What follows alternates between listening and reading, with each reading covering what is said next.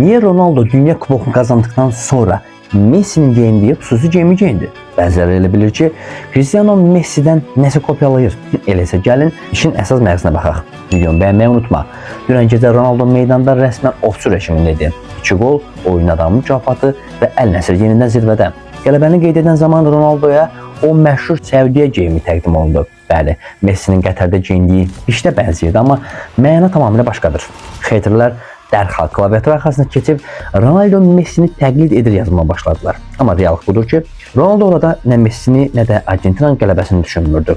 O, Səudiyyə Ərəbistanının təsis gününü xalqla birlikdə onların milli geyimində karyerasının 30 yaşdan sonraki dönəmində 500-cü qolunu qeyd edirdi.